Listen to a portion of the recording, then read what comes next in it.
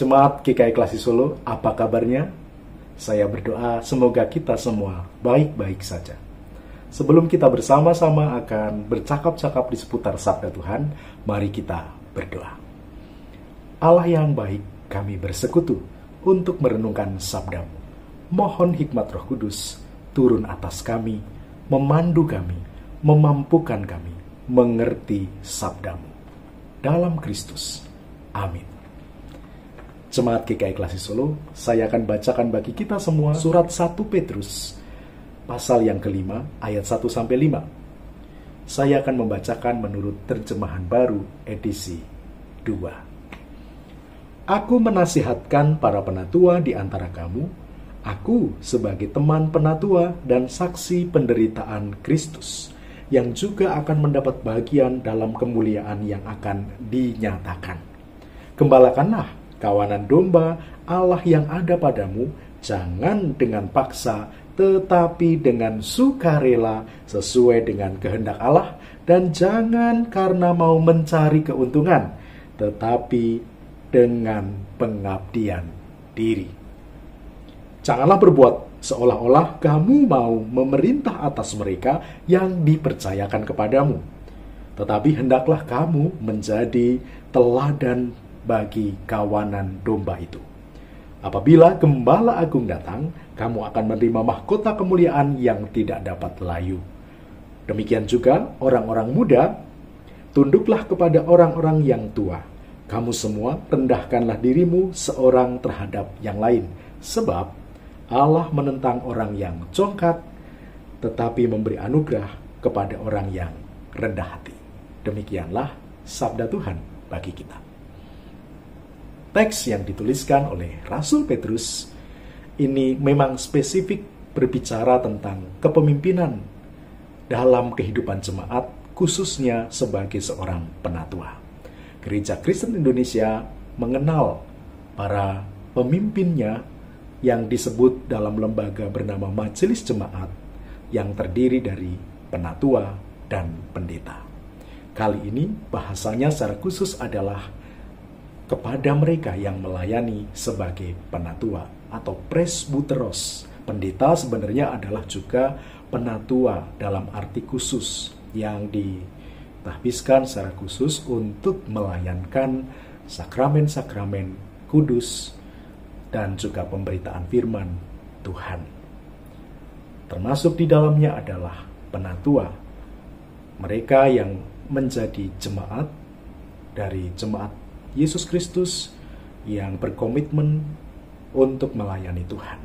Ditegaskan di sini oleh Rasul Petrus tentang bagaimana hidup yang baik sebagai seorang penatua.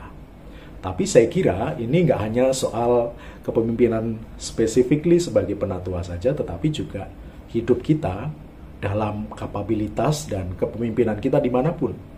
Sebab bukankah kita adalah juga pemimpin minimal buat diri sendiri, tetapi juga akan kita memimpin, mungkin memimpin di lingkup atau di ruang lingkup kita, di keluarga, di pekerjaan kita, dalam sekolah kita, dan dalam persekutuan kita, dalam lingkungan kita. Ada banyak ruang lingkup yang dipercayakan kepada Tuhan untuk kita kerjakan dalam kehidupan kepemimpinan. Jadi ini saya kira juga relate dengan kehidupan kepemimpinan dimanapun. 3 hal yang dijelaskan oleh Rasul Petrus tadi menjadi bagian yang menarik untuk kita percakapkan. Bagaimana sih mestinya hidup sebagai seorang pemimpin? Yang pertama, itu soal kegembiraan. Sukacita dalam melayani. Kegembiraan itu mewujud dalam rela hati dalam memimpin, dengan hati yang ringan, dengan hati yang senang, dengan hati yang bersyukur, dengan hati yang bersukacita, untuk kemudian melayani Tuhan melalui berbagai talenta dan karya layannya. Seorang pemimpin harus memiliki kegembiraan di dalam hidupnya. Tanpa itu, ia akan mudah patah menghadapi berbagai persoalan. Ia akan mudah menyerah menghadapi berbagai rintangan. Ia akan mudah ngelokro menghadapi kesulitan-kesulitan. Maka kegembiraan itulah yang diwujudkan dalam kerelaan hati, kerelaan diri untuk mensyukuri semua kebaikan Tuhan dengan hidup memimpin sesuai dengan karunia yang Tuhan percayakan. Kegembiraan menjadi syarat pertama sebagai seorang pemimpin. Pimpinlah diri kita sendiri, pimpinlah orang lain dengan kegembiraan. Maka suasana di sekitar kita tentu akan juga melahirkan sukacita. Tapi kalau yang mimpin itu cuma marah-marah terus, apalagi juga ditambah berengat-berengut terus, ya tegang terus yang dipimpin, sehingga lalu kemudian tidak terjadi iklim kepemimpinan yang menyenangkan. Yang ada adalah justru kepemimpinan yang menakutkan. Serem. Nah, itu yang pertama. Yang kedua, Petrus ini berbicara tentang bagaimana menjadi seorang pemimpin dengan cara kita menjadi pemimpin yang hidup dalam keteladanan. Yang pertama tadi apa? Ingat? Ayo, kegembiraan. Yang kedua adalah keteladanan. Tadi kan ada di ayat yang ketiga, janganlah berbuat seolah-olah kamu memerintah atas mereka, sehingga kita sepertinya kok menjadi atasan dan yang kita pimpin itu sangat rendah dan bawahan. Tetapi hendaklah kamu menjadi teladan bagi kawanan domba itu. Keteladanan sangat dibutuhkan di zaman ini, di mana kita menjumpai cukup banyak oknum-oknum yang katanya pemimpin, tapi nggak bisa jadi panutan, nggak bisa jadi teladan. Nah, kehadiran kita mesti membawa dampak baik, mesti membawa pengaruh positif, dan itu setepatnya keteladanan. Apa yang kita pikirkan, kita lakukan dong.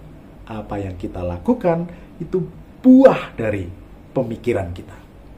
Integritas menjadi salah satu hal penting dari seorang pemimpin yang melahirkan keteladanan. Hidup kita sebagai seorang pemimpin itu dicontoh. Maka jadilah contoh yang baik. Tentu nggak sempurna, tapi sebaik mungkin kita usahakan untuk menjadi seorang yang menjadi teladan dalam kehidupan kita, dalam keseharian kita. Satu antara kata dan perbuatan. Sehingga orang lain melihat kebaikan, orang lain melihat keteladanan, orang lain mencontoh apa yang kita lakukan. Yang ketiga, ini yang menjadi pamungkasnya. Kegembiraan dalam melayani dan memimpin itu menghadirkan diri kita sebagai pemimpin yang meneladankan kebaikan, dan semua itu hanya mampu dikerjakan kalau kita memiliki kerendahan hati. Apa sih kerendahan hati? Menurut saya yang paling mudah dari definisi kerendahan hati adalah keberanian untuk mengatakan aku juga bisa salah. Keberanian untuk mengatakan aku tidak sempurna. Keberanian untuk menyampaikan aku minta maaf ya kalau aku salah. Aku mau belajar dari kesalahan dan mengoreksi diriku. Itu kerendahan hati. Keberanian sebagai seorang pemimpin untuk mengatakan bahwa aku nggak sempurna. Aku butuh kalian, aku butuh teman-teman untuk juga hidup dalam kepemimpinan ini bersama-sama, berkolaborasi bersama-sama. 3 hal ini kiranya membekali kita untuk kita hidup dan menjalani karya layan kita sebagai seorang pemimpin minimal bagi diri sendiri untuk mewujud nyatakan nilai-nilai Kristus ini. Yang pertama, lakukanlah semua tugas kepemimpinan kita dengan kegembiraan. Yang kedua, dalam segala kegembiraan itu, hiduplah dalam keteladanan. Kita menjadi contoh, menjadi dampak yang baik. Yang ketiga, semua itu dikerjakan dalam kerendahan hati. Aku bisa keliru, aku bisa salah, aku tidak sempurna, minta maaf, dan aku memperbaiki, kita jalan bareng lagi. Selamat menjalani kehidupan sebagai pemimpin. Tuhan memampukan kita dalam ruang lingkup apapun kita memimpin untuk kita mengerjakan kebaikan bagi Tuhan. Amin. Sampai jumpa.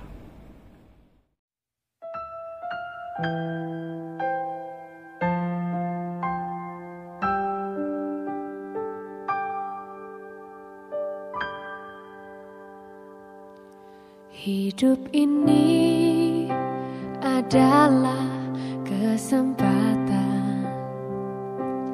Hidup ini untuk melayani Tuhan. Jangan sia-siakan waktu yang Tuhan beri. Hidup ini hanya sementara.